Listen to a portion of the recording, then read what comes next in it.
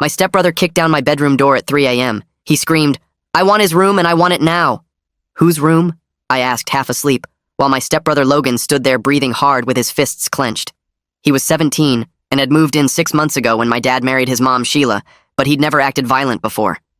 My dad rushed in behind him looking panicked. "Logan, calm down and go back to bed." But Logan pushed past him into my room and started pulling my stuff off the shelves. "This should be mine." "He doesn't deserve it." He threw my textbooks on the floor and grabbed my laptop. Dad tried to grab him, but Logan was bigger and shoved him back. "Tell him the truth or I will." Dad's face went white, and Sheila appeared in the doorway in her robe looking scared. "Logan, please don't do this.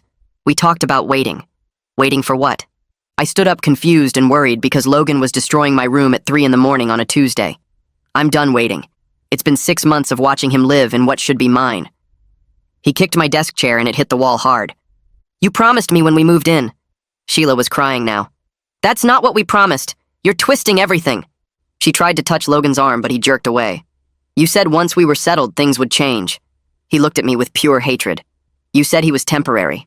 My stomach dropped. Temporary? What did that mean? Dad stepped between us. "Nobody said that. Logan, you need to leave right now." But Logan laughed and it sounded unhinged. "You told Mom he was going to military school. That's why I agreed to move here." He pulled something from his pocket.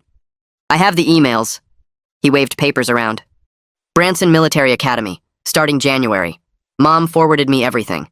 I grabbed the papers and saw email exchanges between Dad and Sheila from 3 months ago, discussing sending me away. "You were going to ship me off to military school?" Dad couldn't look at me. "It was just an option we discussed. Nothing was decided." Logan kicked my dresser. "Stop lying. You already paid the deposit. $20,000 non-refundable." He pulled out his phone showing a bank statement. "October 15th. Same day you told me I'd get the bigger room soon." Sheila was sobbing now. "We thought it would be better for everyone. You and Logan don't get along." "We didn't get along because Logan had been hostile since day one. Now I knew why. He'd been promised my room in my absence. Better for everyone? I'm a straight A student. I've never been in trouble." Logan laughed again. "That's the problem. Perfect little Matthew making me look bad." He grabbed my awards off the wall and threw them down. State chess champion, honor roll, Eagle Scout. Each one crashed to the floor. "Mom said you made me look like a failure just by existing." Dad finally found his voice. "We never said that. Logan is lying." But Sheila shook her head. "No, Richard. We need to be honest. We did discuss how Matthew's achievements were affecting Logan's self-esteem." She looked at me with this fake sympathy. "You're so accomplished, it's intimidating for Logan." Logan sat on my bed like he owned it. "See? Even she admits it. You make me look pathetic, so you have to go." He stretched out on my mattress. "This room has the better closet and the bigger window. Plus, it's farther from the master, so I can play games all night." Dad's phone rang and he looked confused. "Why is your mother calling at 3 a.m.? My mom lived 2 states away, but somehow she was involved." He put it on speaker. "Richard, what's this about military school?" Mom's voice was furious. "Matthew just sent me emails about you enrolling him without telling me." Logan's face changed from smug to confused. "How does she know already?" I held up my phone. I forwarded everything to her the second I saw those emails. Mom kept going. "You need my signature for any school changes. It's in our custody agreement." Dad tried to explain. "Linda, we were just exploring options." But Mom wasn't having it. "Options? You paid $20,000. That's not exploring, that's deciding." She paused. "I'm driving down right now with my lawyer. We'll be there by 9. Logan stood up angry. "This doesn't change anything. I still get his room when he leaves for college. But I wasn't even a senior yet. I had 2 more years of high school." "That's 2 years away." Logan shrugged. "So? I'll wait. But this room is mine eventually." That's when Sheila said the thing that explained everything. "It was my idea," Sheila said through her tears. Logan threatened to move back with his father if things didn't change. I couldn't lose my son. Logan jumped off my bed so fast he almost tripped. "You're making me sound like some manipulative brat. You promised me this would happen." His face went red and his fists clenched again. "You said Matthew was temporary and I believed you." Sheila reached for him, but he backed away toward the door. "That's not fair, Logan. We were trying to help everyone." But Logan wasn't listening anymore. "Help everyone? You mean help me by getting rid of him? Just admit it, Mom. This whole plan was about keeping me happy." Richard stepped between them, trying to calm things down. "We were trying to blend the family. That's all this was about."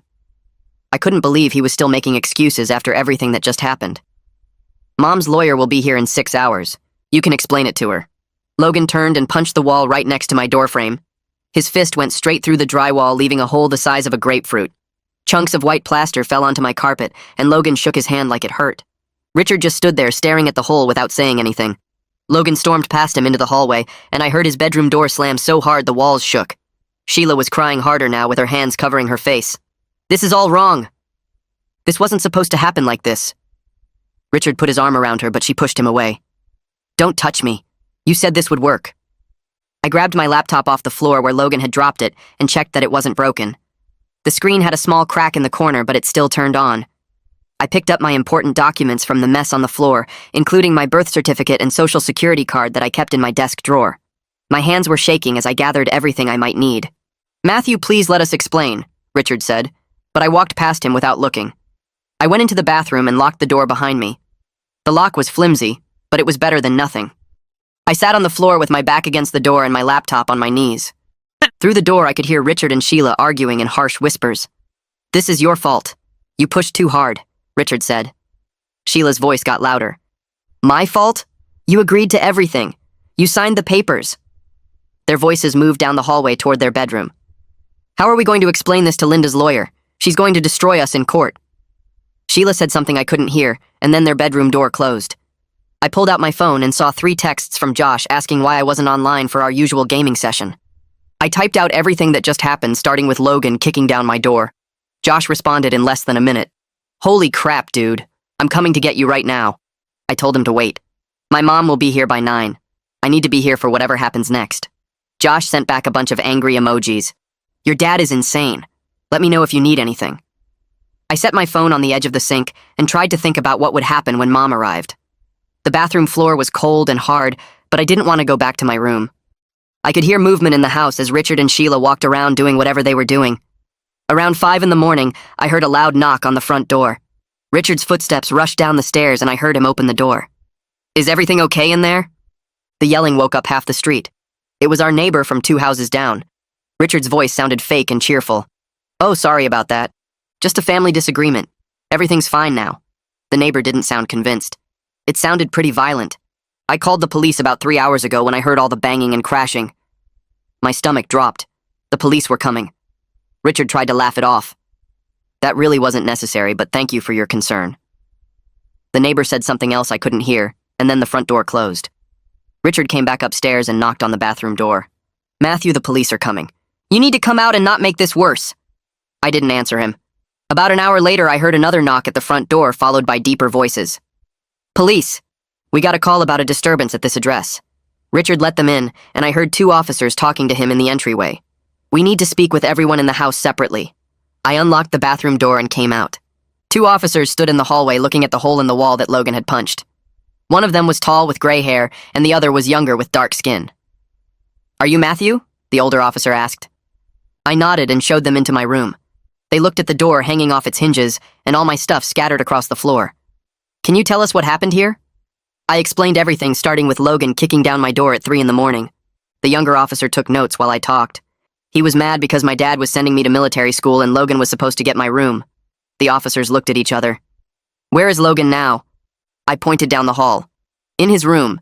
He punched that hole in the wall on his way out. The older officer took photos of the damage with his phone.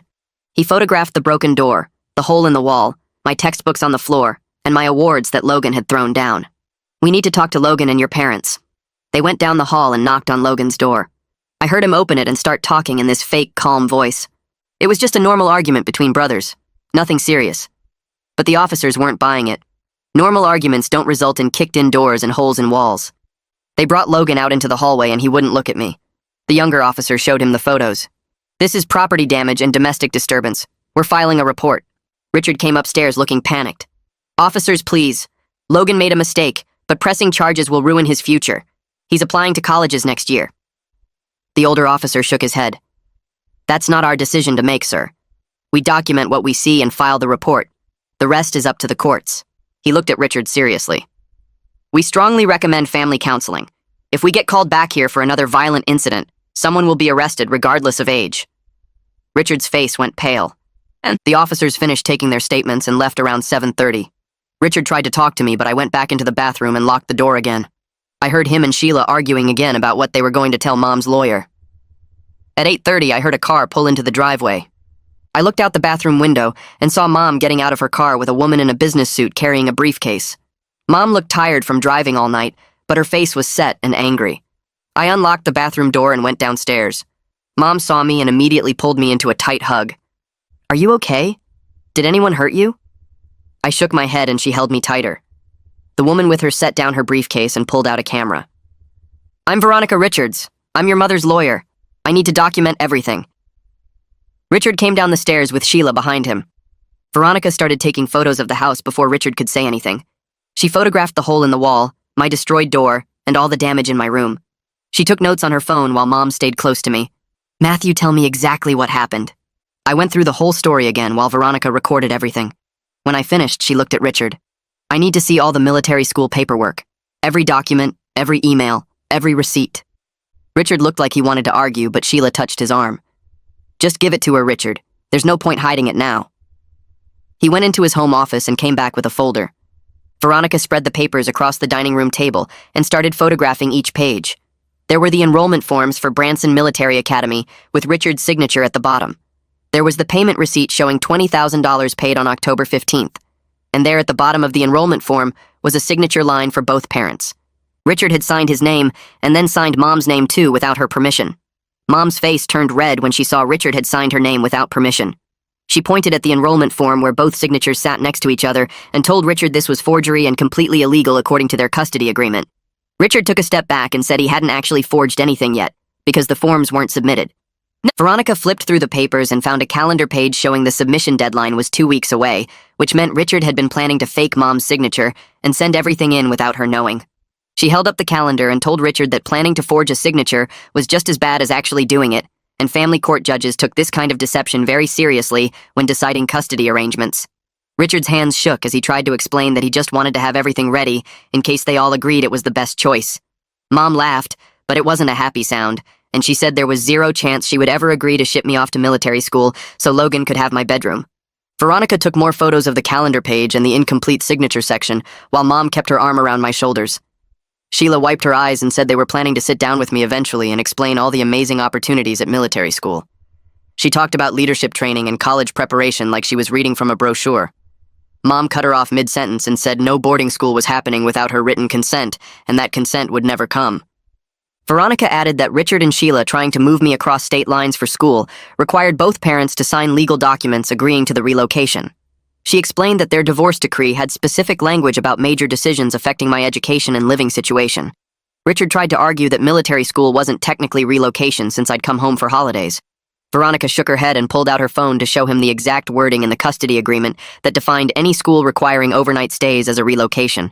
Sheila started crying harder and said they just wanted what was best for everyone in the family. Mom's voice got really quiet and cold when she said that shipping me away to make Logan comfortable wasn't what was best for me, and I was part of this family too. Logan came back into the room looking smug like nothing had changed. He leaned against the wall and said, all this legal stuff didn't really matter because I was leaving for college eventually anyway. He said in 2 years I'd be gone, and the room would be his no matter what Mom or her lawyer said about it. Something inside me snapped after listening to him act like my whole life was just an obstacle to his comfort. I told him he was a lazy, entitled brat who blamed everyone else for his own failures. My voice got louder as I said, that's exactly why he'd never accomplish anything worthwhile in his life. I told him my achievements had nothing to do with him looking bad. He made himself look bad by refusing to put in any effort, and then getting mad when other people succeeded. Logan's smug expression froze on his face. I kept going and said he could have my room and my awards and everything else, but it wouldn't change the fact that he was the problem, not me. Sheila gasped and told me I had no right to speak to her son that way. But I was done caring what she thought after she helped plan to get rid of me. Logan's face changed completely and his eyes got watery. He looked like I'd hit him even though I'd only said words. He turned and ran down the hallway to his room. The door slammed so hard the whole house shook. Sheila glared at me with pure hatred and said I was a cruel person who enjoyed making others feel small. Mom squeezed my shoulder and told Sheila that I had every right to defend myself after being betrayed by my own father. Veronica kept writing in her notebook like she was recording everything for court. She didn't look at me with judgment or disappointment, just kept taking notes about what happened. Richard stood there not saying anything, because what could he say after everything that came out? Sheila went after Logan down the hallway, and I heard her trying to comfort him through his bedroom door. Mom pulled me closer and whispered that I didn't do anything wrong by telling the truth. Veronica closed her notebook and looked directly at Richard. She said she was filing an emergency custody change based on his attempt to move me without proper consent. She added that the unsafe home environment Logan created with his violence made this an urgent situation. Richard's face went completely white, and he asked what that meant exactly. Veronica explained in her calm lawyer voice that emergency custody changes could result in him losing custody entirely, not just having his military school plan blocked. She said the family court judge would look at everything, including the forged signature plan, the violence, and the fact that he prioritized his new wife's demands over my safety. Richard sat down on the couch, looking like he might throw up.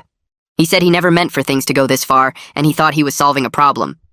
Mom said the problem was that he chose Sheila and Logan over his own son, and now he had to face the legal results of that choice. Veronica pulled out more papers from her briefcase and started making notes about filing deadlines. She told Richard he should probably get his own lawyer, because this was going to family court whether he cooperated or not. Veronica spent the next 2 hours interviewing everyone separately while Mom and I waited in the living room. She took Sheila into the kitchen first, and I could hear Sheila's voice getting defensive as she answered questions. Then Veronica went upstairs to talk to Logan in his room. She was up there for almost 30 minutes. When she came back down, she had her recording device in her hand and told Mom she got both of them admitting important things on tape. She said Sheila confirmed the military school was her idea from the start, and she pressured Richard into agreeing. Logan admitted on recording that he was promised my room if I left. Veronica said this was building a really strong case for something called parental alienation. Mom asked what happened next, and Veronica said we'd take all this evidence to family court and request immediate custody change. She said Richard's actions were serious enough that the judge would probably grant Mom primary custody right away. Richard heard this from the couch and put his head in his hands. Sheila came out of the kitchen and asked if they could talk about this privately without lawyers. Veronica said no. Everything goes through legal channels now because Richard proved he couldn't be trusted to make decisions about my well-being. Mom told me to go pack everything important because we were leaving today. I went upstairs to my destroyed room and started putting clothes in suitcases. Mom came up to help me and we worked together, pulling stuff out of my closet and drawers. Richard appeared in the doorway watching us pack. He said my name quietly and tried to apologize. I didn't look at him or respond. Mom told him that all communication needed to go through Veronica from now on, and he needed to step away from the door. He just stood there looking defeated while we packed up my life. I grabbed my laptop and chess trophies that weren't broken. Mom carefully wrapped my state championship medal in a shirt so it wouldn't get damaged. We filled 3 suitcases and 4 boxes with everything I couldn't leave behind. Richard kept trying to talk, but Mom ignored him completely. She was protecting me the way he should have been protecting me all along. When we finished packing, we carried everything downstairs and set it by the front door. Veronica was waiting with a stack of papers in her hand. She walked over to Richard and handed him the documents. She said these were legal papers requiring him to appear in family court 2 weeks from today. Richard took the papers with shaking hands. Veronica said she was also including a request for a restraining order to keep Logan away from me until the custody hearing happened. Sheila started crying again and said we were treating her son like a criminal. Veronica said Logan committed property damage and created an unsafe environment. So yes, there would be legal protection in place. She told Sheila that Logan's actions had results, and those results included staying away from me. Richard asked if the restraining order was really needed. Mom said absolutely it was needed after Logan violently destroyed my room at 3 a.m. Veronica added that the police report from this morning supported the restraining order request, and the judge would likely approve it. Sheila collapsed into a chair, sobbing about how unfair this was to Logan. I texted Josh and asked if he could come help us load the car. He showed up 15 minutes later and his eyes got wide when he saw all my stuff piled by the door. He helped us carry boxes and suitcases out to Mom's car. While we were loading the trunk, Josh whispered that everyone at the school was going to hear about this whole situation. I told him I didn't care anymore because living with the truth was better than living in a house where my own father tried to get rid of me. Josh said he understood and that I could stay at his place any time if I needed somewhere to go. We finished loading everything, and Josh gave me a quick hug before heading back to his car. Mom thanked him for helping, and he said to call him if I needed anything at all. Richard and Sheila watched from the doorway as we prepared to leave. Neither of them tried to stop us. Veronica put her briefcase in her car and said she'd follow us to make sure we got out okay. The drive back to Mom's place took 3 hours on the highway. We stopped at a diner for breakfast around 11 and slid into a booth by the window. Mom ordered coffee and pancakes while I got eggs and toast. She reached across the table and held my hand. She said I was staying with her permanently if she had anything to say about it. I felt relief wash over me knowing I wouldn't have to go back to that house.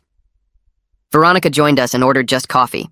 She spread out her notes on the table and explained what would happen over the next few weeks. She said Richard's actions gave us a very strong case for changed custody.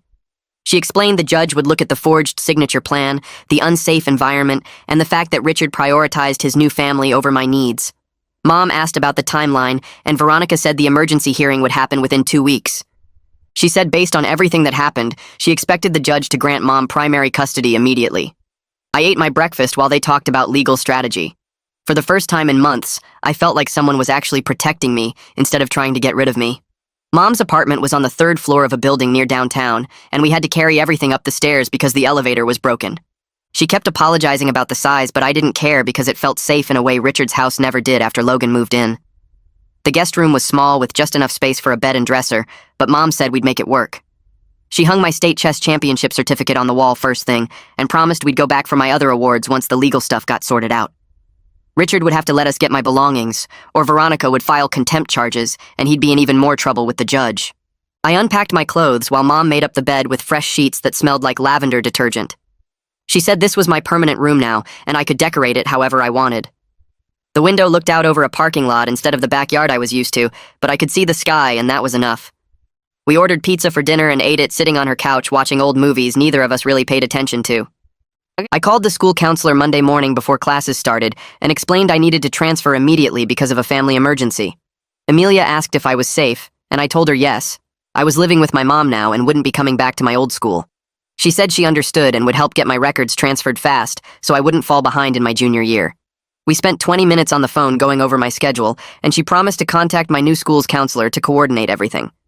She asked if I needed to talk about what happened, and I said maybe later when things settled down.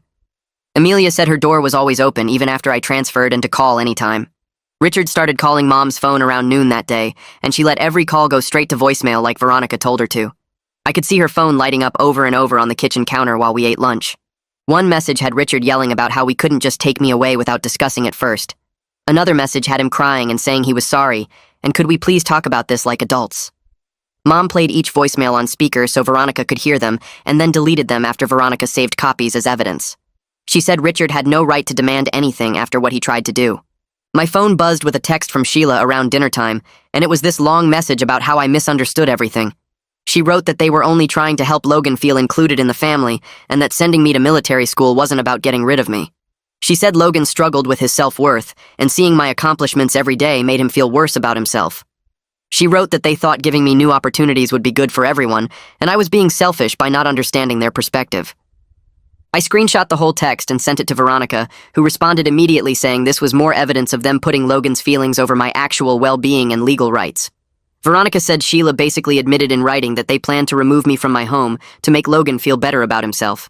I started at my new school on Wednesday, and it was bigger than my old one with more students in the hallways. The chess team captain found me at lunch after someone told her about my state championship. Piper had short dark hair and wore a hoodie with a chess knight on it. She said they practiced every Thursday after school, and I should definitely join. Having something normal and achievement-based helped me feel less like my whole world just exploded 2 days ago. Piper introduced me to the other team members, and they all seemed excited to have someone with competition experience. Josh texted me Thursday night with screenshots of Logan's social media posts. Logan wrote cryptic stuff about fake family members who abandon you when things get hard. He posted about betrayal, and how some people only care about themselves. He was clearly trying to make himself look like the victim in all this. Josh said everyone at our old school was talking about what happened, and most people thought Logan was crazy for kicking down my door at 3 in the morning. I forwarded all the screenshots to Veronica, who added them to her growing file of evidence showing Logan's behavior and mindset. She said the post demonstrated his ongoing hostility and supported our request for the restraining order. 2 days before the custody hearing, Richard's brother called Mom asking if we could settle this privately. Mom put him on speaker, so Veronica could hear the whole conversation. Brock said Richard was really struggling with everything, and maybe we could work something out without involving the court. Veronica explained firmly that Richard's actions required legal intervention to protect me. She said forging signatures and planning to relocate a minor without consent wasn't something you could just talk through over coffee. Brock got quiet for a minute, then admitted Richard told him the truth about why he agreed to the military school plan. Sheila had given Richard an ultimatum about choosing between his new family and me. She said Logan was miserable living in the same house as me, and something had to change, or she was leaving and taking Logan with her. Richard chose to keep his wife happy instead of protecting his own son.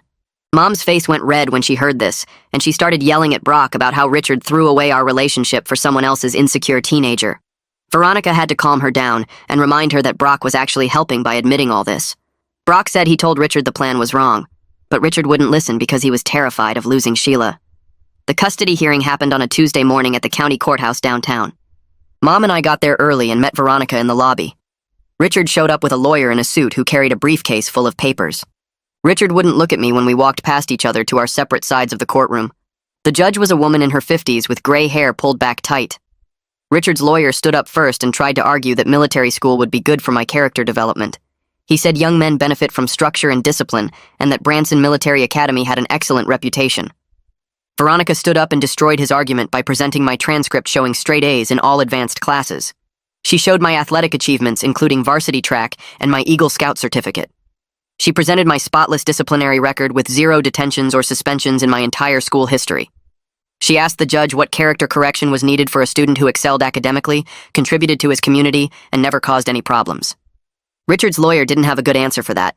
The judge called Logan to testify about what happened at 3 a.m. Logan wore khakis and a button-up shirt trying to look responsible, but his hands shook when he sat in the witness chair. He tried to say the whole thing was just a normal argument between brothers that got a little heated. He claimed he only wanted to talk to me about sharing the room better, and things got out of hand. Veronica pulled out the police report with photos of my destroyed door hanging off its hinges. She showed pictures of my belongings scattered all over the floor and the hole Logan punched in the wall. She showed photos of my broken awards and the damaged furniture. The judge looked disturbed when she saw the evidence of Logan's rage. She asked Logan directly if he considered kicking down doors and destroying property a normal conversation. Logan mumbled something about being frustrated, and the judge told him to speak up. He admitted he got angry, but said it was because everyone always took my side. The judge looked at him for a long moment, then told him to step down. Sheila took the stand next, and her hands shook when she placed them on the wooden rail in front of her. Veronica stood up holding a folder full of papers and asked her to explain why she thought military school was the right choice for me. Sheila said she only wanted to help her son feel less inadequate around someone as accomplished as me. She talked about how Logan struggled with self-esteem and how my achievements made him feel like a failure. Veronica let her talk for a few minutes, then asked if she ever considered how sending me away would affect me personally.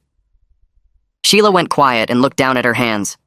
She admitted she hadn't really thought about my feelings because she was so focused on fixing Logan's problems. The judge leaned forward and asked Sheila directly why Logan's self-esteem issues should result in my displacement from my home and school. Sheila didn't have a good answer and just repeated that she thought it would help everyone. The judge asked how removing a straight A student from his stable environment helped anyone except Logan. Sheila started crying again and said she made a mistake. Veronica showed her the emails where she told Richard that I made Logan look pathetic just by existing. Sheila tried to explain that she was just venting frustration, but Veronica read the exact words out loud for everyone to hear.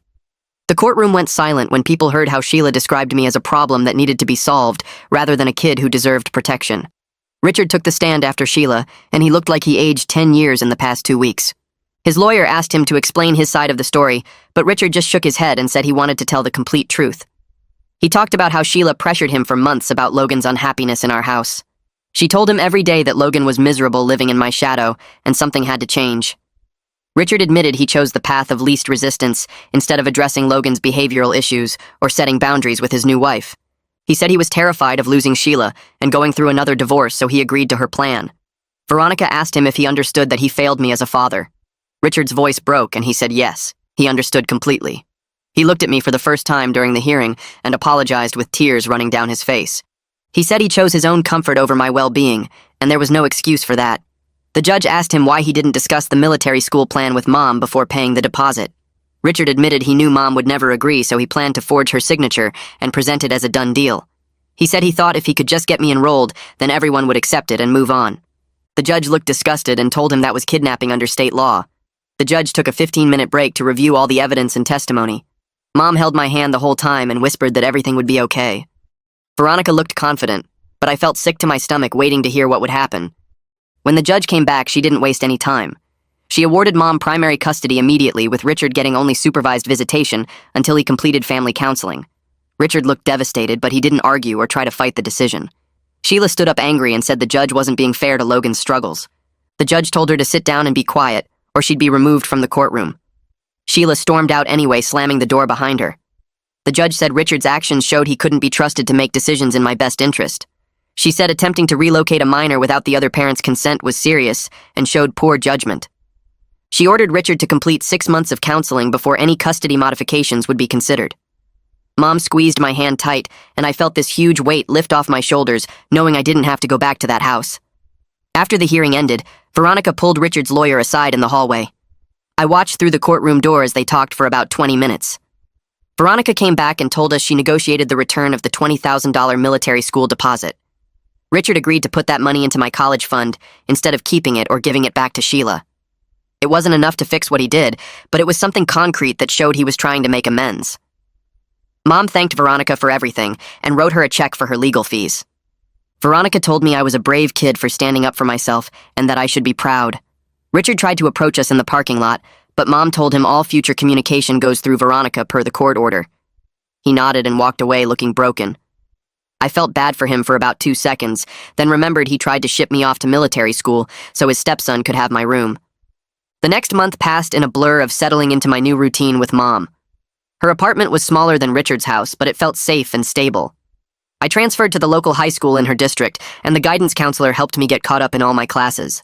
Mom enrolled me in therapy with Amelia, who specialized in family trauma and adolescent issues. Amelia was in her 30s with dark hair and a calm voice that made it easy to talk about difficult things. Our first session focused on processing the betrayal without letting it poison my ability to trust people. She explained that Richard's weakness didn't define my worth, and his bad choices were about his character flaws, not my value as his son. That helped me understand I didn't do anything wrong by being good at things. Amelia taught me techniques for managing anxiety and anger when I thought about what Richard and Sheila did. She said it was normal to feel hurt and angry, but I shouldn't let those feelings control my future relationships.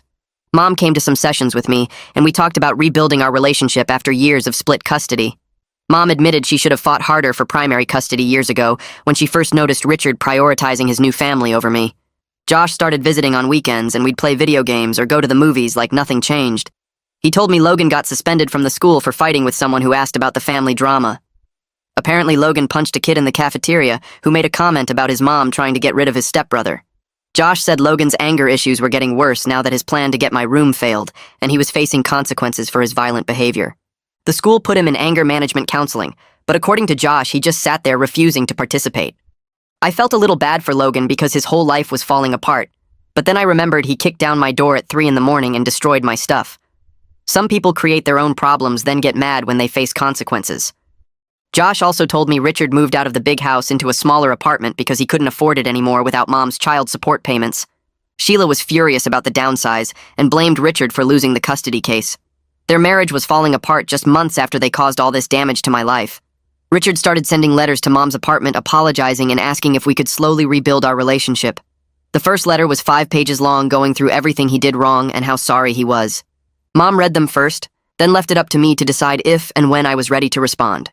I wasn't ready yet, because trust takes years to build, and he destroyed ours in one night for someone else's kid. Amelia said I didn't owe Richard forgiveness on any timeline, and I should only engage when I felt genuinely ready. She warned me that some people apologize to make themselves feel better, rather than to actually repair the relationship. I kept the letters in a folder but didn't read most of them. Mom said that was okay, and I could throw them away if I wanted. Part of me wanted to read them to understand why he did it, but a bigger part of me didn't care about his excuses anymore. Actions matter more than words, and his actions showed me exactly where I ranked in his priorities.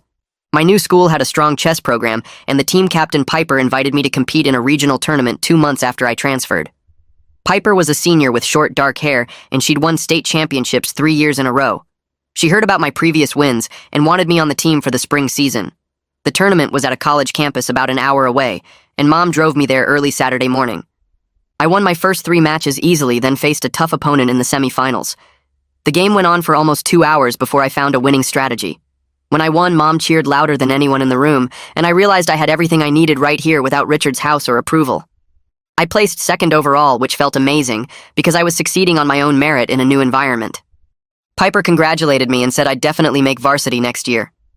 The trophy sat on my desk in Mom's apartment, and every time I looked at it, I felt proud of myself for not letting Richard's betrayal destroy my confidence. 3 months after the custody change, Brock reached out again through a text message to Mom. He said Richard and Sheila separated because she blamed him for losing the custody case. Richard apparently stood up to her manipulation after months of therapy, but it came too late to save his relationship with me. Brock said Richard was living alone in a studio apartment and going to counseling 3 times a week.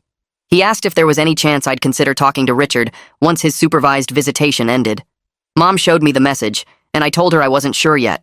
Brock sent another text saying Richard understood he might never earn back my trust, but he wanted the chance to try. I didn't respond because I needed more time to process everything.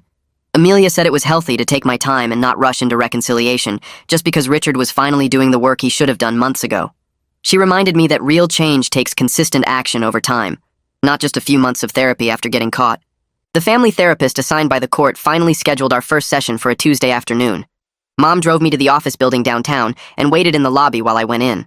The therapist was a woman in her 50s named Dr. Smith, who specialized in custody disputes and family reconciliation. Richard was already there, sitting in one of the chairs, looking nervous. Dr. Smith explained the ground rules about respectful communication and giving each person space to talk without interruption. She asked Richard to start by explaining why he thought we were there. Richard cried through most of his explanation, admitting everything he did wrong. He talked about choosing Sheila over me and planning to send me away without Mom's consent. He admitted he was a coward who took the easy path instead of being a real father. Dr. Smith asked him what he hoped to accomplish through these sessions. Richard said he wanted to prove he could be better and maybe earn back a small piece of my trust someday. I sat there listening but didn't offer forgiveness yet, because I needed him to understand that some betrayals can't be fixed with tears and apologies. Dr. Smith turned to me and asked what I needed from Richard moving forward. I told her I needed consistent action over time, not just words and emotions.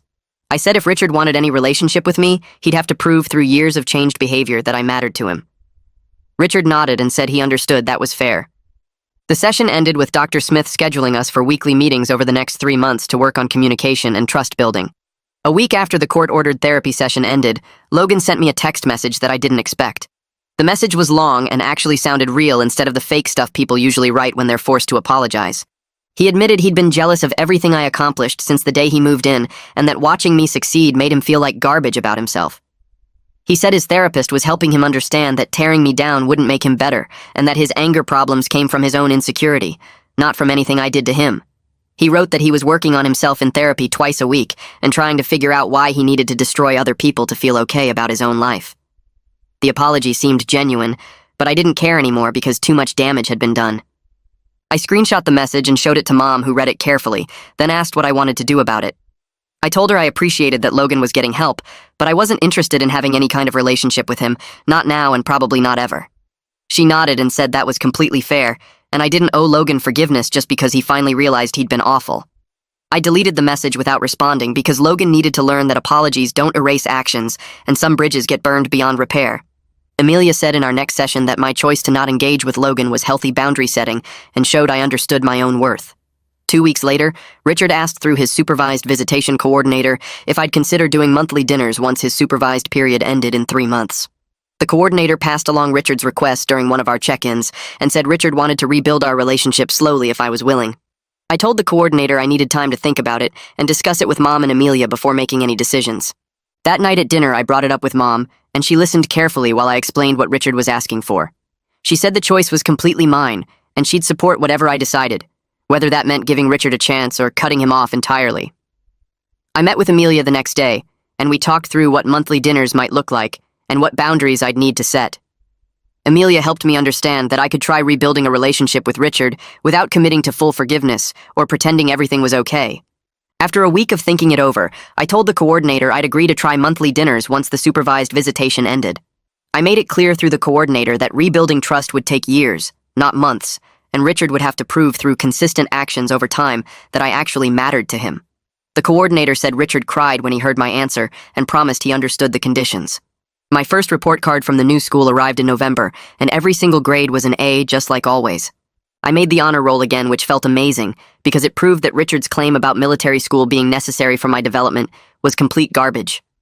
I'd been succeeding just fine without his house or his rules or his new family dragging me down. Mom picked up the report card from the school office, and when she got home, she hugged me tight and said she was proud of who I was and who I was becoming. She took the report card to a frame shop downtown and had it professionally framed with a gold border, then hung it in the living room right above the couch. Every time I walked past it, I felt this surge of pride because I'd proven to myself that I could thrive anywhere as long as I had people who actually supported me. Piper congratulated me when she saw my name on the honor roll list posted outside the main office and said I was making the chess team look good. The other team members started asking me for study tips, and I realized I'd built a whole new community of friends who valued achievement instead of resenting it. Josh called me one Saturday afternoon in December with news about Richard that I wasn't expecting. He said Richard sold the house because it was too big and too full of bad memories after Sheila moved out following their separation. Richard apparently downsized to a small apartment across town and was working on himself in therapy 3 times a week instead of the court-mandated twice-weekly sessions. Josh said Richard looked different now, thinner and older, like the guilt was eating him alive from the inside. He mentioned that Richard asked about me constantly and kept a photo of us from before the wedding on his apartment wall. I listened to everything Josh told me, but I didn't feel much of anything because Richard's suffering didn't undo what he'd done to me. The fact that he was finally doing the work he should have done months ago was progress, but it didn't erase the betrayal or magically fix our broken relationship. I thanked Josh for keeping me updated and told him I appreciated him staying neutral in all the family drama. Josh said he'd always be my friend no matter what happened between me and Richard, which meant more to me than he probably realized. 6 months after everything exploded that night in my bedroom, I had my first dinner with Richard at a restaurant downtown. Mom drove me there and parked in the lot where she sat reading a book and waiting in case I needed to leave early. I walked into the restaurant and found Richard already sitting at a corner booth looking nervous and older than I remembered. He stood up when he saw me and looked like he wanted to hug me, but I just slid into the booth across from him instead. The first 10 minutes were painfully awkward with both of us staring at our menus and making small talk about nothing important. Then I decided to stop pretending everything was fine and told Richard exactly how his betrayal affected me, how it shattered my ability to trust him and made me question every good memory we'd ever had together. I explained that learning he'd planned to send me away without even talking to me first made me feel disposable and worthless, like I was just an inconvenience he needed to eliminate. Richard listened without interrupting, and I watched tears run down his face while I spoke. When I finished, he didn't make excuses or try to minimize the damage he'd caused. He just sat there crying and nodding. He said he heard everything I told him and understood why I felt that way. The dinner lasted 2 hours, and by the end we'd covered everything from the military school plan, to his failed marriage, to Sheila, to the custody battle that changed everything. Before I left the restaurant, Richard admitted he was a coward who chose the easy path instead of protecting his son when it mattered most. He said he knew he might never fully earn back my trust, and he'd have to live with that reality for the rest of his life. I told him that was accurate, and I wasn't going to pretend otherwise just to make him feel better. I explained I was willing to see if he could be better going forward, but our relationship would never be what it was before he destroyed it. Richard accepted that without argument, and thanked me for even giving him the chance to try. We agreed to meet again in a month and see how it went from there. When I got back to Mom's car, she asked how it went, and I told her it was terrible and painful, but maybe necessary. She drove us home and we stopped for ice cream on the way, because we both needed something sweet after all that heaviness. My sessions with Amelia continued through the winter, and she helped me work through layers of anger I didn't even know I was carrying. During one particularly hard session in January, I broke down crying and admitted I was actually happier living with Mom full-time than I'd been in years at Richard's house. Amelia asked me to explore that feeling, and I realized the stability and unconditional support Mom provided was what I needed all along. Richard's house had been becoming toxic even before the military school revelation, with Sheila's constant comparisons between me and Logan and the tension that filled every room. Amelia helped me understand that recognizing I was better off didn't make me a bad person or mean I was glad everything fell apart the way it did. She explained that sometimes the worst things that happen to us lead to better situations we never would have found otherwise. I started thinking about my life in terms of before and after, with the 3 a.m. confrontation as the dividing line between who I used to be and who I was becoming. In February, a new student transferred to our school, whose parents were going through a brutal divorce, and Piper asked if I'd be willing to talk to him about navigating family court stuff. I met with the kid whose name was Philippe during lunch, and shared everything I learned about advocating for yourself and knowing your legal rights when parents try to make decisions without your input. Felipe listened carefully and took notes on his phone while I explained how custody agreements work and what happens when one parent violates court orders. I gave him the name of Mom's lawyer, Veronica, and explained how having good legal representation made all the difference in my case. Over the next few weeks, I ended up helping 3 more students whose families were falling apart, and Piper said, "The idea stuck with me because helping other kids felt meaningful in a way my chess tournaments and honor roll achievements never had." I mentioned it to Mom and she got excited, saying she could totally see me as a lawyer fighting for kids who needed someone in their corner.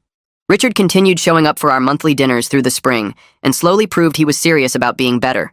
Each dinner was less awkward than the last, and we started having actual conversations instead of just painful confessions and apologies. He told me about his therapy progress and the things he was learning about himself, and I shared updates about school and chess and my new friends. I maintained firm boundaries about what I would and wouldn't tolerate, making it clear that any dishonesty or manipulation would end our reconnection immediately. Richard respected those boundaries without pushing back, and accepted that our relationship existed on my terms now, not his.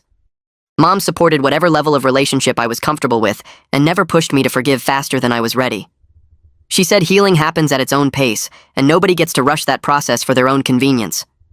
By April, our dinners started feeling less like obligation and more like genuine attempts to rebuild something from the ruins of what we'd lost. By the end of junior year, I was thriving in ways I never expected after everything that happened. My grades stayed perfect with straight A's in every class, and I made honor roll again, proving to myself that I could succeed anywhere. I won 3 more chess tournaments, including a regional competition that qualified me for state finals. My friendship circle expanded beyond just Josh to include Piper and the other chess team members, and the kids I'd helped with their family legal stuff. Mom's apartment felt like home in a way Richard's house never quite had, stable and safe and full of unconditional support. I never had to worry about being sent away, or making someone else look bad just by existing. Richard's betrayal taught me that I was strong enough to stand up for myself, even when the people who should protect me failed to do their job. I learned that real family means people who choose you every single day, not just when it's convenient for them or when keeping you around doesn't complicate their other relationships. I discovered I could survive having my world torn apart and come out stronger on the other side. Most importantly, I understood now that my worth wasn't dependent on other people's ability to see it, and nobody could take away what I'd built through my own effort and determination.